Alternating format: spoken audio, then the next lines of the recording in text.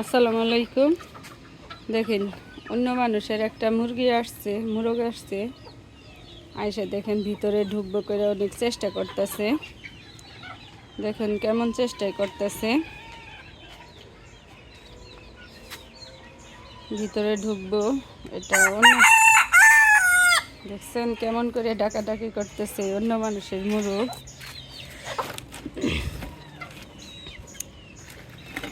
এগুলা নষ্ট করে ফেলতেছে। এই যে মুরগটা আইসা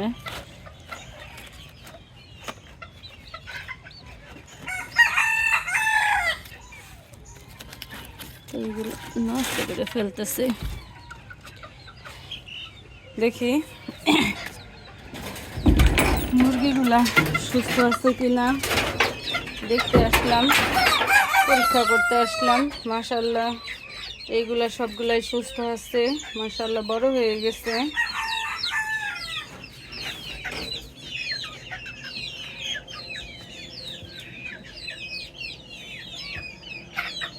দেখি এইখানের গুলার কি অবস্থা। এই যে দেখেন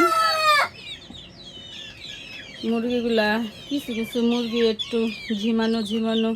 যেই মুরগিগুলা দেখবেন এই যে এখানে একটা ঝিমাইতেছে, যেই মুরগিগুলা দেখবেন যে চঞ্চল সেইগুলা সুস্থ, আর যেগুলা দেখবেন একটু ঝিমানো ঝিমানো কারণ বেশি হইলে চিকিৎসা করলে কোনো লাভ নাই, অল্প থাকতেই চিকিৎসা করতে হবে। ওই যে দেখেন একটা বাচ্চার পাখাটা একটু ঝুলে গেছে। এই জিনিসগুলা মুরগি পালার সময় এই জিনিসগুলো আপনারা খেয়াল করবেন।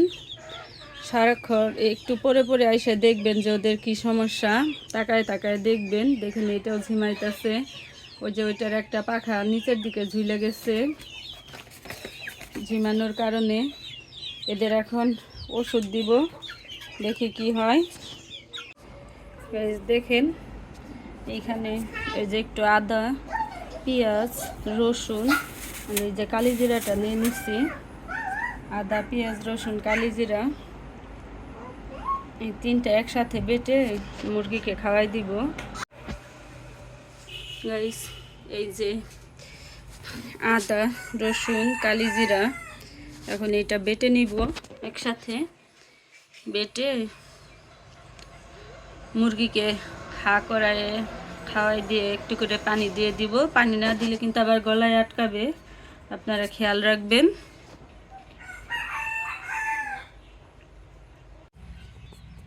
গাইস এই যে তিনটা একসাথে বেটে নিচ্ছি।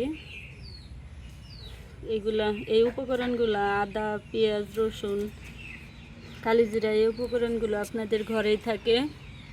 এই উপকরণগুলো আপনারা ঘরেই করবেন, রাখবেন। এগুলো আপনাদের ঘরেই থাকে, এগুলো দিয়ে সহজেই মুরগির চিকিৎসা করানো যাবে। এখন মুরগিকে খাওয়াই দিব, হাঁকইটা খাওয়াই দিয়ে ভিতরে আপনি একটু পানি দিয়ে দিব যাতে গিলতে সুবিধা হয়।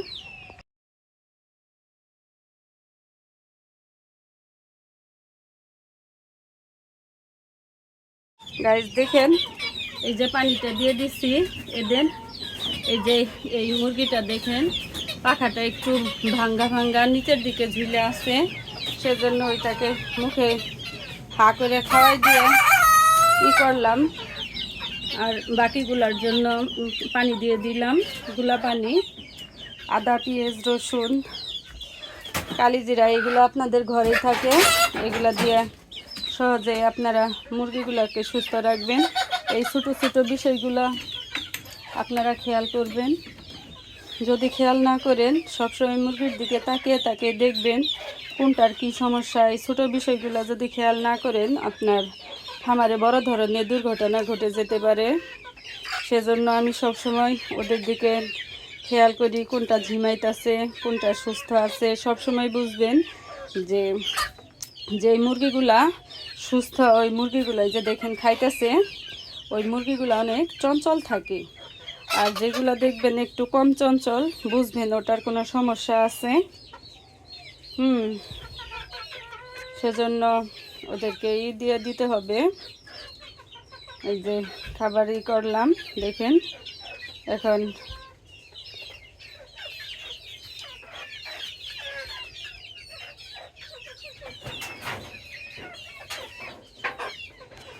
চিন্তা করে দেখলাম এই আমার এই ছোট ছোট টিপসগুলো যদি আপনাদের ভালো লাগে আপনারা অবশ্যই চ্যানেলটি সাবস্ক্রাইব করে দিবেন, আমাদের পেজটি ফলো দিয়ে দিবেন, লাইক কমেন্ট শেয়ার করে আমাদের পাশে থাকবেন। সবাই ভালো থাকবেন। আল্লাহ হাফেজ।